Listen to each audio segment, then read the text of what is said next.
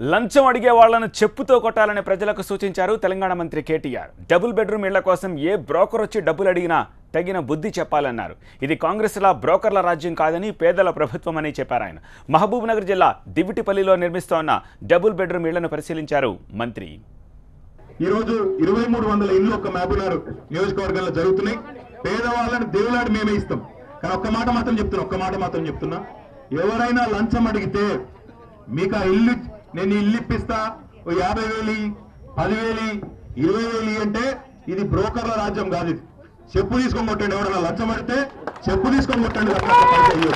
ఈ ప్రభుత్వం కేసీఆర్ గారు డైరెక్ట్ గా పేదవాళ్ళ కోసం మీకు ఇస్తున్నాడు తప్ప మధ్యలో బ్రోకర్లకు ఇంకోలకు ఆ కాంగ్రెస్ రాజ్యంలో లాగా అట్లాంటి అలవాట్లు మాకు లేవు.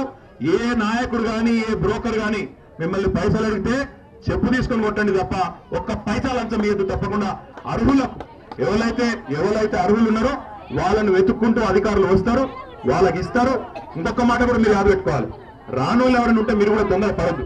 ఇలా మా అక్కకో చెల్లెకో వదినకో మరదలకో వస్తే రేపు నాకు కూడా వస్తుంది. ఈ ప్రభుత్వం పేదవాళ్ళ ప్రభుత్వం, పేదవాళ్ళకు అండగా ఉండే ప్రభుత్వం అనే నమ్మకం పెట్టుకోవాలి తప్ప నాకు రాలేదు అని ఎగిరితే పడదు. తప్పకుండా అందరికి వస్తుంది. ఒకటి తర్వాత ఒకటి వస్తాయి. అన్ని ఒకటేసారి పిండి కొద్ది రొట్టే కాబట్టి ఒకటి తర్వాత ఒకటి అందరికి వస్తాయి.